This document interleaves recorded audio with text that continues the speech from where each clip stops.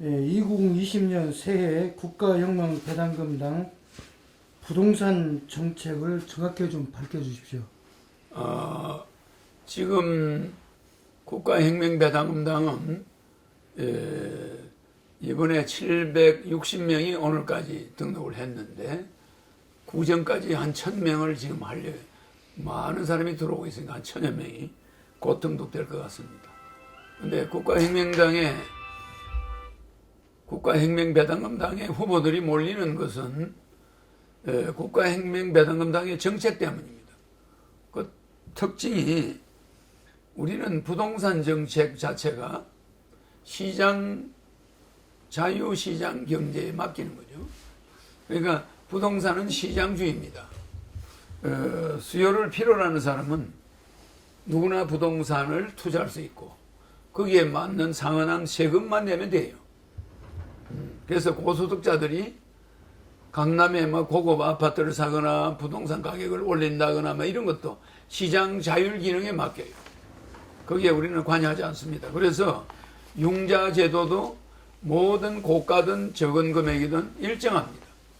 누구는 되고 누구는 안 되고 이거는 자본주의 시장 경제에 위배되는 거예요. 그러면은 만약에 좋은 집을 가진 사람들이 도산한다면 그것도 문제가 되는 거예요. 그래서 주택 정책은 시장 자유 경쟁에 맡긴다. 이게 원칙입니다. 그래서 정부는 공정거래만 관여하지 공정거래법을 어기는 것만 우리가 관여하지 시장 자체의 기능을 자주리하거나 트리클 다운 한다거나 이런 건 하지 않아요. 그래서 정부 관주도의 부동산을 잡겠다 이런 관주도 부동산 정책은 항상 문제를 일으킵니다. 그래서 부동산 시장만큼은 시장에 맡긴다. 지금 내가 대통령을 비난한 적은 없습니다만은 부동산 정책은 그 추진하는 당사자들이 그렇게 잡는다고 해서 그 부동산을 일반 사람이 살 수 있느냐? 영원히 살 수가 없습니다. 지금 대학을 졸업한 청년이 직장을 다녀서 강남에 있는 아파트를 산다는 건 불가능하다는 걸 모든 학생들이 알아요. 어떤 젊은이도. 절대 부동산 그런 고급 아파트를 잡는다. 그런 개념은 잘못되어 있는 거예요. 그러니까 그런 부동산 가격이 올라갈수록 우리는 많은 세금이 들어오니까 그걸 왜 잡느냐 이 말이에요. 부자들에게 세금을 많이 내겠다는데 은행 이자를 그들이 안전된 이자를 많이 내주겠다는데 그 서민들한테서는 적자를 보지만 그 사람들한테서는 이자 떼일 염려 없잖아. 은행은 좋은 고객이야. 국가는 또 좋은 고객이야. 세금을 많이 내니까. 그들은 세금을 내가면서 그런 생활을 누리겠다는데 왜 우리가 자본주의 국가에서 그들을 통제합니까? 그래서 부동산 시장은 관주도를 해서는 안 되겠다. 그래서 케인즈의 관주도 경제는 그 종말을 고한 날이 벌써 지났어요. 하이에크의 시장주의로 가야 된다. 그럴 때는 또 부동산 하이에크의 시장주의가 나. 뉴딜 정책 같은 것은 케인즈의 이론대로 관주도가 있을 수 있어요. 농업 뉴딜을 만든다고 국가가 앞장서서 만들 수 있지만 땅값이나 무슨 빌딩 값을 국가가 조절하는 거예요. 자본주의에 맞지 않는. 우리가 정치는 민주주의고 경제는 자본주의거든. 그러면 경제가 자본주의인데 그 경제를 관주도로 이끌어가겠다. 그건 안 됩니다. 왜 부동산은 고가 부동산이 있다는 건 국가의 세수 확보에 유리해.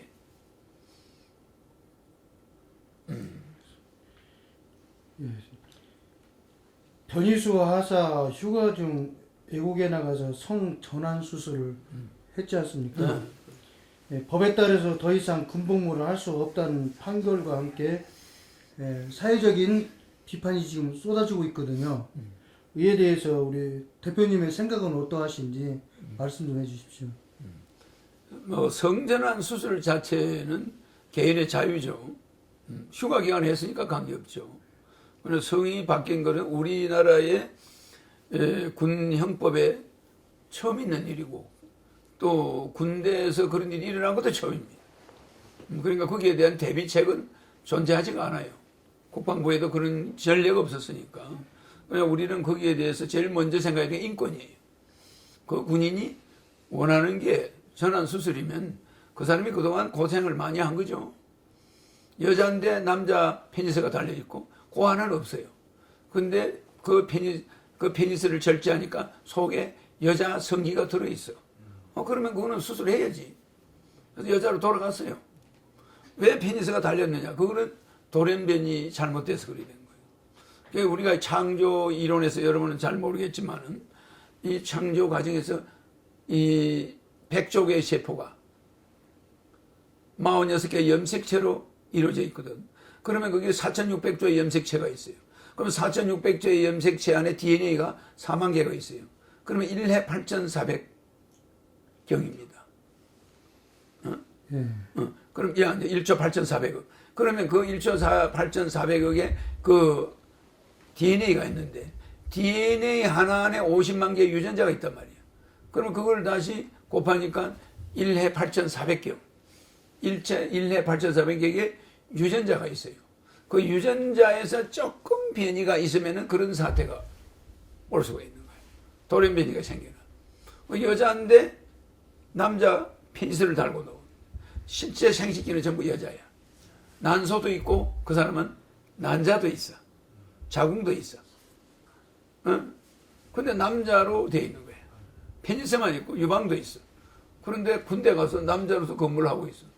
근데 남자들하고 한 방에서 자고 이러니까 얼마나 괴롭겠어. 그렇죠?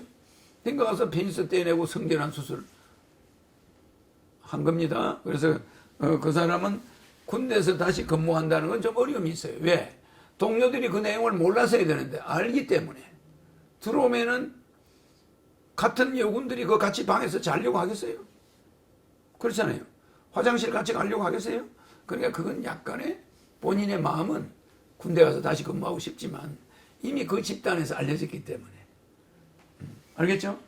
우리는 그 사람의 인권을 보호해줘서야 되는데 뉴스화하고 공론화 했기 때문에 그 사람이 군대 여군에 들어오면 저 사람은 성전하는 사람이야. 옛날에 남자였어. 이런 눈으로 보게 되니까 군 내부에서 문제가 생길 수 있다. 그래서 그거는 본인은 그걸 원하니까 우리는 국가에 대한 애국심으로 보고 그 사람은 전역을 시키는 게 바람직하다. 그렇게 생각합니다. 그다음에 차별금지법에 대해서 어떻게 생각하고 계시는지 구체적으로 좀 밝혀주십시오. 어떤 차별금지? 그러니까는 지금 이제 성차별금지. 그렇죠. 예, 예. 동성 간의 뭐 결혼이라든가 기타 뭐 동성애 우리 한국 사회에서는 좀 보수적이기 때문에 잘 허용이 안 되지 않습니까? 근데 진리는 역사와 시대 흐름에 따라 변화하는 보편 타당성한 만물의 이치예요. 그러니까 진리의 관점에서 보고 법의 관점을 적용시키지 않는다고 볼 때는 현재 법률로는 규제가 돼 있어요. 그러나 진리의 개념을 둔 역사의 시대 흐름에 따라 변화하는 보편 타당성 만물의 이치가 진리거든. 그 진리에서 볼 때는 동성 간의 연애가 진리에서 볼 때 그게 바람직하냐? 100명에게 물어보면 그게 진리거든. 보편적 진리란 말이에요. 100명에 99명이 안 좋다 그러면 안 좋은 거거든. 우리가 옛날에 상도 꽂을 때는 그게 진리야. 보편적 진리야. 근데 이 보편적 진리와 항구적 진리가 있는데 항구적 진리를 볼 때는 아버지와 아들은 영원히 안 바뀌어요. 보편적 진리는 수시로 바뀌어. 상도 꽂다가 단발령 그러면 단발령을 했는데도 끝까지 상투를 꽂았다 그러면 불법자야. 그렇잖아요. 그럼 법이 이제 법을 떠나서 보자고. 이제 있어 보니까 전부 다 단발을 해버리네. 이런 머리를 해버렸네. 그런데 상투를 끝까지 고집하는 사람이 있으면 진리가 아니야. 왜? 인간의 생활이 변해가는 것은 항구적 진리가 아닙니다. 인간의 생활은 점점 버스가 있으면 버스 타야 되는데 가마를 고집한다? 그건 안 되는 거야. 여러 사람 고생시키는 거예요. 그렇잖아요. 그러니까 인간의 생활은 항구적 진리가 적용될 수가 없어요. 보편적 진리가 적용되는 것이고 인간의 윤리관에 있어서는 아버지와 아들, 부부 이런 거는 항구적 진리관으로 바라봐요. 아버지가 아들이 되고 아들이 하면 이런 거는 존재할 수가 없어요. 아버지를 아들을 부르고 아들을 다음부터 아버지를 부르자. 이것도 안 되는 거예요. 그거는 항구적 진리이기 때문에. 그리고 역사 시대의 흐름에 따라 변하지 않는 보편 타당성한 만물의 이치야. 부자지간은 안 변해. 그게 대부분의 사람이 그렇게 알고 있어. 그거는 항구적 진리란 말이에요. 그러나 성차별 문제. 옛날에는 남자와 여자가 차별이 있었어. 근데 지금은 그것이 보편적으로 바뀌어버렸어. 남녀 차별이 없어졌어. 그렇잖아요.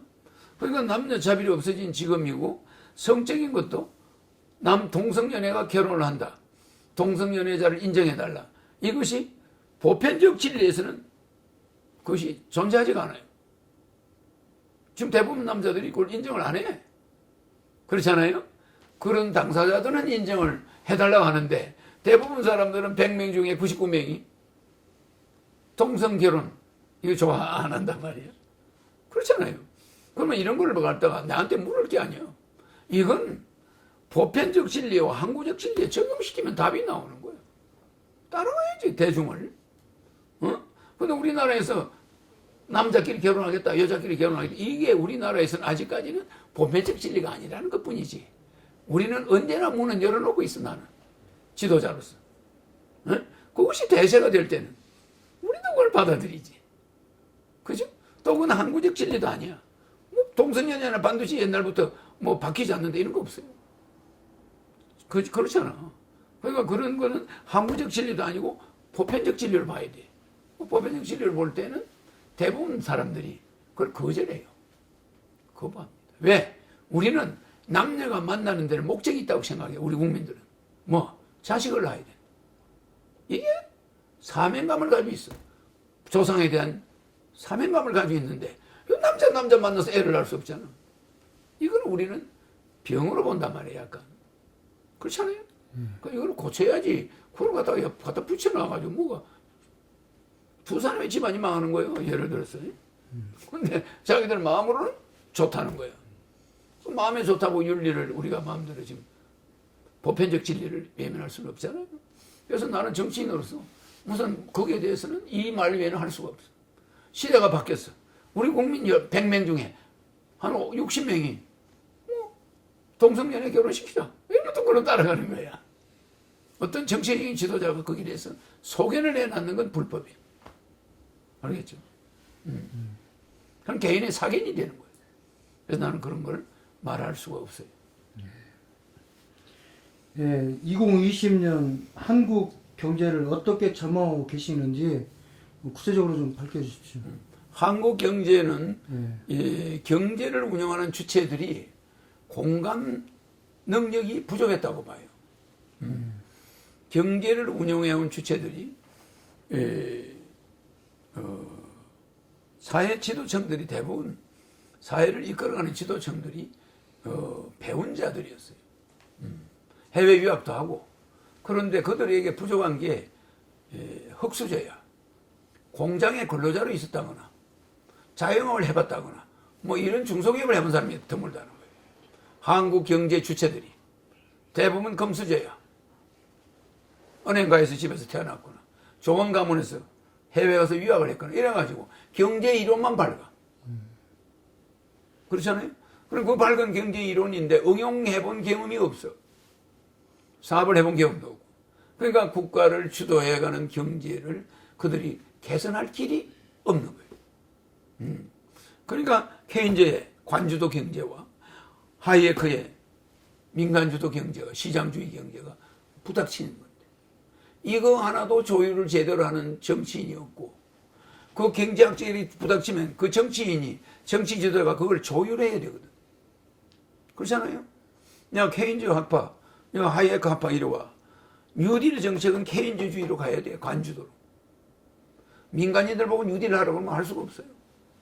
그런데 일반 시장 부동산이나 일반 공장이나 이런 것은 하이에크의 시장주의로 가야 돼요. 이런 걸 안보해가지고 국가를 제대로 운영할 만한 인물이 나는 본 적이 없어. 그래서 내가 나타난 거야. 한국 경제는 허경영이가 본격적으로 대통령이 되기 전에는 한국 경제는 전 세계는 지금 호황인데 한국 경제만 가장 낙후돼 있고 OECD 국가 중에서 2018년도에 40대가 우리나라 OECD 국가에서 자살률 1위고 그 중에서 40대 자살률이 OECD 국가 중에 1위야. 우리나라 자살 중에 40대 자살이 또 1위야. 그런데 작년 우리가 2018년에 자살을 시도했다가 병원에서 못 죽고 깨어난 사람이 35,000명이야. 1년에. 그러니까 자살이 하루에 평균 80명. 그러니까 이런 자살 세계 1위의 자살률과 세계 1위의 저출산. 이거 아주 이상한 일이 벌어지고 있어요. 이거는 공감 능력을 가지 못한 정치인들. 금수저로서 유학파, 이론만 했지 실제 기업체들을 운영해보거나 사업을 해보거나 장사를 해본 경험이 없는 공감 능력 부재의 인간들이 국가의 살림을 살았다는 거. 이거 엄청난 위험한 거예요. 그래서 나는 이번에 전체 국회의원을 전부 공감 능력이 있는 자들, 장사해보고 뭐 해보고 그 분야에서 해본 사람들이 전부 출마하게 한 거예요. 그래서 유능한 학벌 이런 건 다 금수저는 뺀 거야. 이론가들은 필요 없어. 실물 경제라는 건 이론가가 만드는 게 아니야. 시장이 만들어가는 거예요. 알겠죠? 그래서 한국 경제는 적신호고 허경영이가 대통령이 되는 그때까지 비상사태고 전 세계는 흑자인데 한반도만 지금 경제가 위기에 처해 있다는 거. 그건 허경영의 등장을 예고하고 있다는 거. 저를 부르고 있다고 봐야지.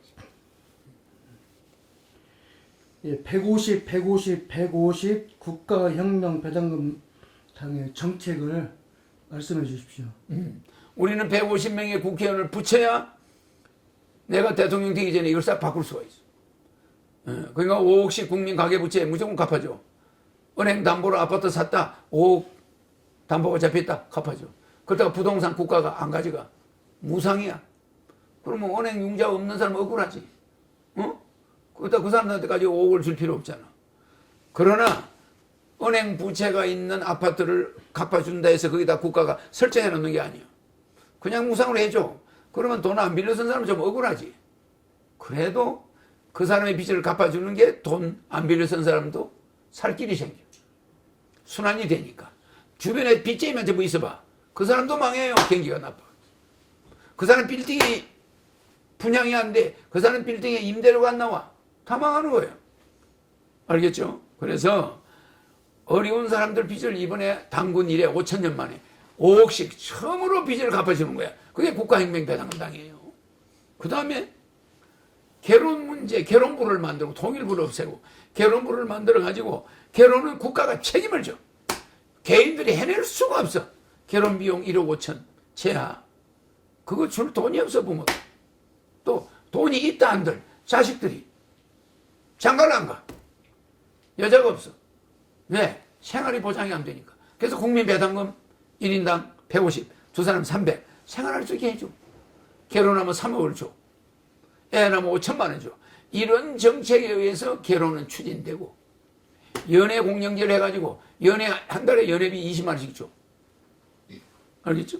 이렇게 결혼할 때까지 주는 거야. 결혼하면 연애 공영제 연애비는 안 나와. 연애비 탈 때가 좋은 때지. 그래서 국가혁명배당금당의 공약은 33가지가 메커니즘이야. 자동차 부속을 자동차가 돌아가는데 여야의 정책은 뭐냐? 몇십 년간 내 정책을 한 개씩 뽑아가서 써. 뽑아가서 쓰는 그게 정치였어. 한국 정치가. 그러면 그 자동차에서 부속 하나 뽑아가 그걸 뭐 하는 데 쓰냐고. 자동차라는 그 부속 33개의 부속으로 자동차가 됐다면 그 차를 몽땅 메커니즘을 써야 차가 움직일 거 아니야. 한국 경제는 내 정책 노인수당 준다 그러니까 그거 하나만 떼가서 20만 원씩 처음에 주더라고. 그럼 노인들이 그거 가지고 해상이 되나? 안 되는 거야. 노인들한테 150만 원씩 주고 노인들은 220만 원씩 줘. 노인은 혼자 있는 사람이 많아. 220이야 최소 생활이 돼. 20살, 20살부터는 150만 원씩 줘. 65세 넘으면 220씩 줘. 두 부부가 440이야. 그러나 그것도 잠깐이야. 두 부부 중에 대부분은 혼자가 되게 돼 있어. 그러면 220 가지고 살 수 있게 해줘야 돼. 150은 적어. 그래서 나는 국민들의 생활을 완전히 체험을 통해서 나는 인식을 하고 있고 거기에 대해서 공감 능력이 뛰어난 자라 이 말이야. 정말 중고등학교 때 33군데 4군데 다니면서 직장을 옮겨 다니면서 건물 공장을 다녀봐서 그 기업주들의 애로사항을 다 알고 있다 이 말이야. 공감 능력을 키웠지. 대학교 때 수많은 기업들 오너들을 불러놓고 교육을 시켜서 내가 공감 능력이 뛰어나다. 그들 애로가 뭔지인데 다 안다. 또 삼성의 이병철 회장을 통해서 내가 경영 능력을 탁월하게 내가 발휘했다 이 말이야. 그러니까 나는 그런 공감 능력이 있잖아. 응? 그걸 통해서 우리 경제를 바로잡을 수 있어요. 응? 그래서 150만 원씩 주고 150만 명의 당원을 진성당원을 확보하면 수많은 당비가 들어오면 그걸 가지고 우리는 계속 정책을 홍보해서 대한민국이 내가 대통령이 되기 전에 이미 내 공약이 실현되게. 그래서 이번에 국민이 알아야 될 거는 국회의원, 여야 국회의원 1000번, 10,000번을 뽑아봐. 국민을 위해서 커피 한 잔 주지 않아. 그러나 허경영은 빚 갚아주는 국회의원이야. 국가혁명배당공당은 빚 갚아주는 당이야. 고부 간의 갈등, 부부 간의 갈등, 부자지 간의 갈등 다 해결이 돼. 국민배당금은 해결돼, 결혼비용 3억으로 해결돼, 출산비용 5천만 원으로 해결되는데 부채 5억을 주게 되면 또 빚이 다 해결돼. 모든 것이 해결되고 해방이 된단 말이야. 그런데 지금 정부는 10년 동안에 150조의 출산 장려금을 썼어. 그러면 1년에 10조 이상을 써졌겠는데 그거를 직접 출산하는 사람한테 7천만 원씩 줘도 되는 돈이야. 근데 그 돈을 어디다 썼냐? 출산 장려하는 데 필요한 홍보비, 출산의 연구, 어떻게 하면 출산할 수 있냐, 뭐 출산을 위한 준비 연구, 뭐 이런 걸로 딱 닦았을 때 이게 뭐 하는 나라야 이게. 우리 국민이 쓰는 국가의 예산은 60%가 전략할 수 있는 돈입니다. 그걸로 기존 정치인들이 하고 있는 거 이런 모든 국가 예산 집행 용서할 수가 없어요. 줄여서 200조만 쓰고 300조는 국민배당금으로 돌려줘. 또 다른 재원 500조가 나와 800조를 가지고 여러분들에게 돌려줘. 국민배당금. 알겠죠? 그리고 우리 국가혁명배당금당 정책은 국회의원 100명, 무보수 명예직. 그러니까 연간 1조 8천억이 전략. 보장한 3,000명 월급, 국회의원 월급 없어. 후원금만 받아가지고 행동하라 이게. 그 다음에 지자재 1조 5천억이 전략돼. 지자재 의원 폐지야. 단체장 대통령 임명제야. 지자재 선거하는데 1조가 들어가. 없애. 그금에도 1조. 두 개 합치면 4조야. 4조면 국가 예산의 8%야. 그것만 있는 게 아닙니다. 선심성 공사, 과잉 공사, 압력 공사. 이거 완전 예산 낭비 공사예요. 이런 공사 1년에 한 100조 줄일 수 있어요. 그러니까 예산 낭비를 다 막아버리면 연간 300조의 돈이 남아. 또 공무원, 고위공무원들의 판공비 줄여. 알겠죠? 그리고 공무원들은 철퇴를 맡게 생겼어. 공무원들 정규직을 70% 줄여. 비정규직으로 답은 바꿔요. 우리나라의 모든 직장은 비정규직이 70%. 비정규직을 낮춰야 돼. 그래가지고 시간제로 모든 사람이 공무원으로도 갈 수 있고 시간제 타임으로 다 근무할 수 있는 이런 시대를 만들면서 국민배당금이 나오니까 약간의 근무 시간을 줄이는 거예요. 그래서 일주일에 4일 근무하게. 시간 배정이 달라져요. 그러니까 실업자가 싹 없어져. 알겠죠? 지금 일주일 5일이죠? 근무 시간이 너무 많아요. 예. 지금 청년 실업이 너무나도 지금 심각한 상태이거든요. 청년 실업은 예, 예. 없으니까 국가혁명배당금은 청년 취업 국가 책임제. 청년 취업은 국가에 신고만 하면 국가가 직장을 계속 그 사람한테 오다해줘. 싫으면 딴 데로 자꾸 오다를 해줘. 그 중에 맞는 게 들어가는 거지. 청년 취업을 청년 자체에 맡겨놓으면 정보력이 부족. 시장 동향을 잘 몰라. 계속 딜레이가 돼. 1000번씩 이력서를 쓰고 면접 2번 보고 이런 거 없어. 전체 국가가 취업 정보를 가지고 청년들의 또 정보를 가지고 맞춰 나가는 거예요. 퍼즐 맞추듯이. 이렇게 해서 국가 취업청이 만들어져요. 국가 취업청에서 청년이 나 취업하겠어 그러면 그때부터 카운트가 들어. 그 청년이 취업될 때까지 월급이 나가. 알겠죠? 그러니까 청년들이 취업에 대해서 이제 걱정 신경 안 써도 돼. 나는 뭘 잘한다 이력서만 넣어놓으면 국가가 거기에 맞는 직장을 계속 보내줘. 그러면 나는 저기 안 갑니다. 그러면 또 딴 데를 보내줘. 계속 그렇게 해서 본인이 청년 취업이 될 때까지는 국가에서 국민 배당금을 주니까 먹고 사는 걱정은 없잖아. 그래서 먹고 사는 문제로 괴로워하는 사람은 존재하지.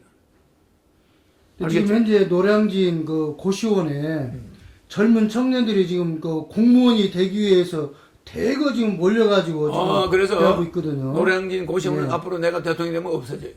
예. 왜? 공무원들이 앞으로 5급이다, 7급이다, 6급이다 이런 시험은 없어져요. 무조건 9급에서 시작돼서 올라가서 진급 형태로 돼. 진급 형태로 바뀌어요. 응? 갑자기 뭐 4급, 3급 시험 이런 거 없어요. 밑에서부터 올라가는 근무 경력으로 해서 올라가는 진급제로 바뀌기 때문에 중간에 뭐 시험 잘 봐가지고 새치기로 도로 이런 거 없어요.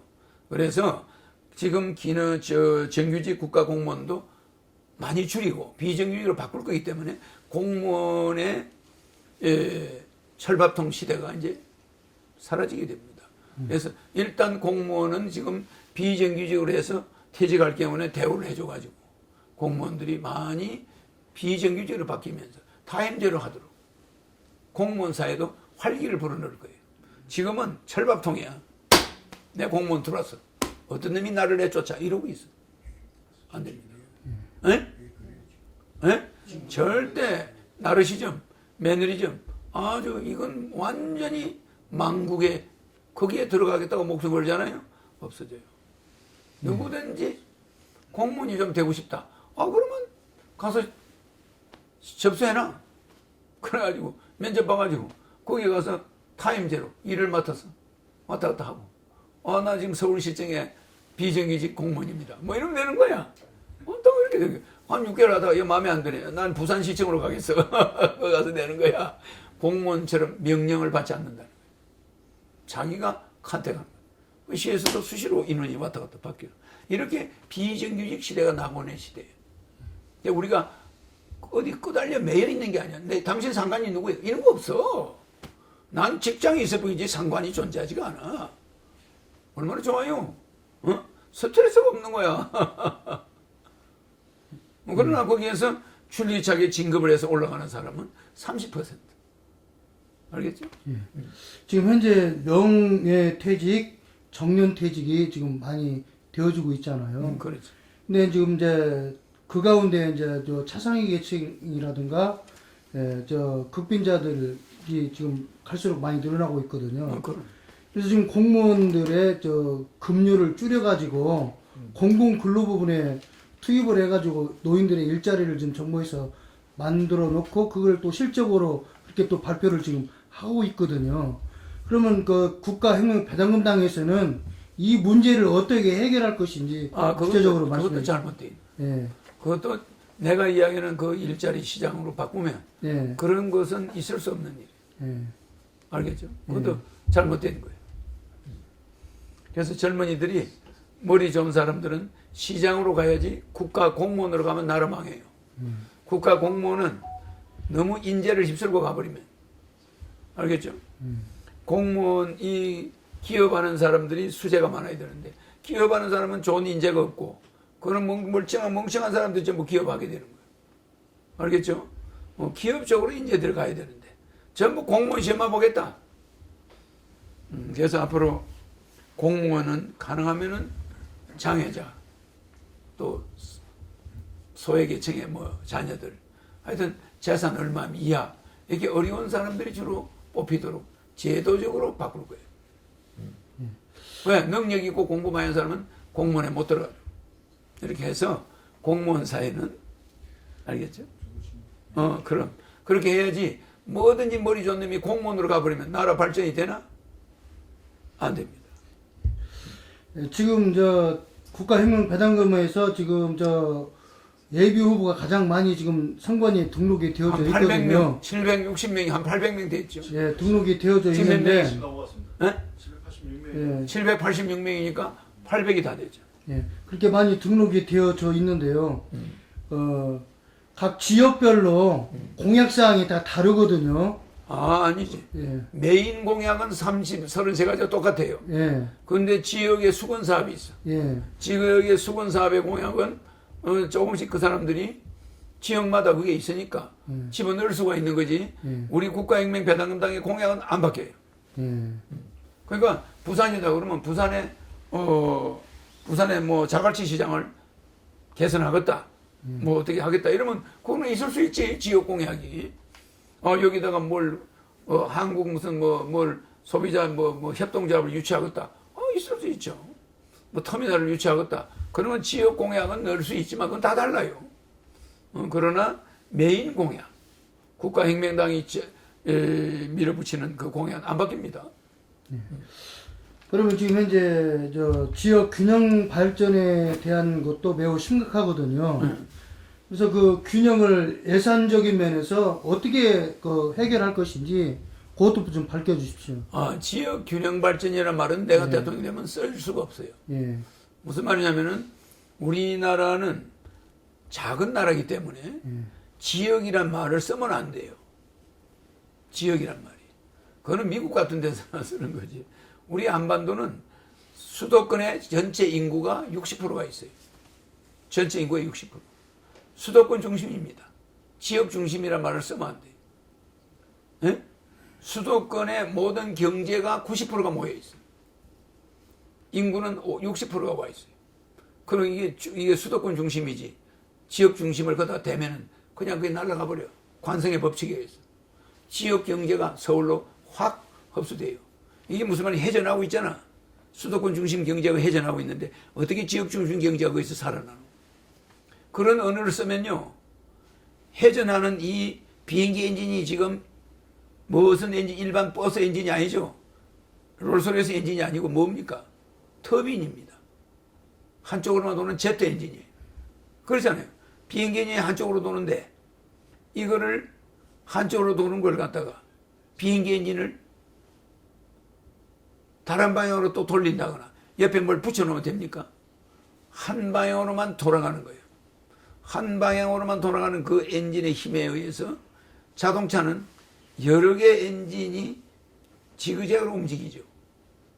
그 차가 가잖아요. 이거는 중앙 집중이 아닙니다. 비행기는 제트 엔진은 그거는 디젤 엔진이고 제트 엔진은 중앙 집중식이에요. 그러니까 거대한 힘을 발휘하는 거예요, 그게. 그게 뜨는 겁니다. 자동차를 피스톤 왔다 갔다 하는 이 분산식 구조를 가지고 비행기가 뜰 수 있나? 못 떠요. 터빈식 제트 엔진이라야 돌면서 뜨는 거죠. 이런 강력한 힘이 나오듯이 대한민국은 중앙 집중식 경제가 돼야 살아납니다. 뜨는 거예요. 에? 정말 싱가포르에 그 나라 작은 나라에 그 싱가포르이 자기들의 작은 나라의 싱가포르라는 그 한 군데서 뜨지. 싱가포르를 저 변두리 지역별로 다 놀아놨으면 싱가포르는 안 됩니다. 대만도 마찬가지고. 그래서 이 작은 나라들은 중앙 집중식 경제를 해야 돼. 분산식 경제 망해요. 그러면 이 중앙 시스템에 많은 자금과 인재가 들어 있습니다.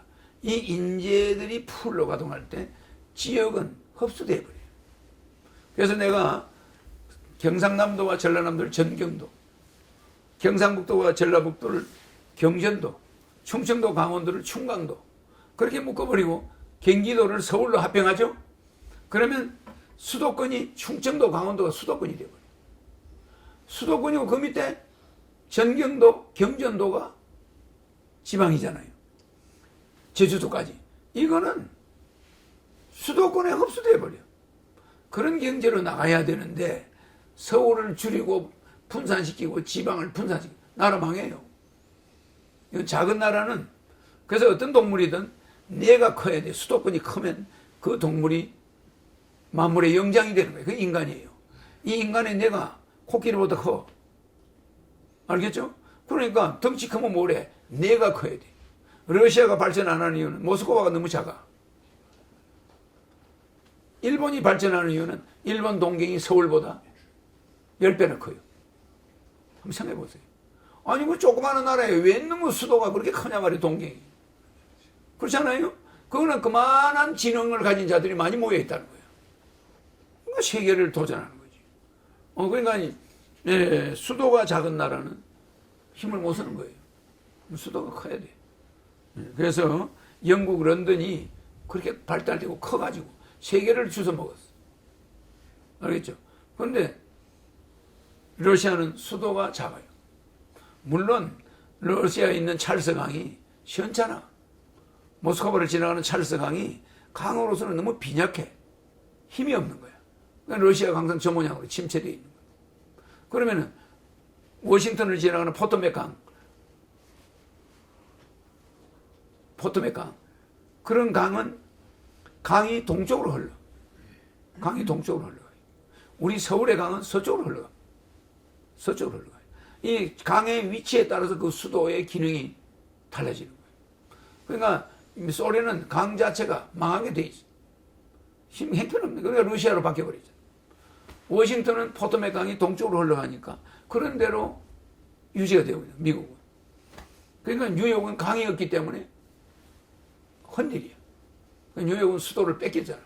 워싱턴에. 강이 없으니까. 강이 젖줄이지 바다는 젖줄이 아닙니다. 바다 물 못 먹어요. 그리고 이 템즈강, 영국의 템즈강이 있으니까 영국 런던이 그만큼 발전된 거예요. 템즈강이 흘러가는 방향이 동쪽이야. 동쪽으로 흘러간다. 근데 우리만 유독스럽게 서쪽으로 흘러간다. 그런 이유가 있단 말이에요. 그러니까 동출 서류가 세계를 움직이는 수도자리. 동쪽에서 강이 서쪽으로 가야 세계를 움직이는 수도가 되거든. 그러니까 전 세계에 물길 강 좋고, 그 북경이 저렇게 절절 매고 절에 있는 것은 중국의 북경은 강이 없어. 강이 없으니까 힘이 없는 거예요. 무슨지 알죠? 그래서 중국은 수도를 상해로 옮겨야만 중국이 발전돼요. 앞으로 중국은 상해로 옮겨야 중국이 발전되는 거예요. 무슨 이해가죠? 그래서 뭐 전 세계들이 그런 문제를 가졌는데, 중국은 여러 지역으로 쪼개져 있지만 우리나라는 중앙 집중으로 돼야 중국이나 일본을 이길 수가 있어.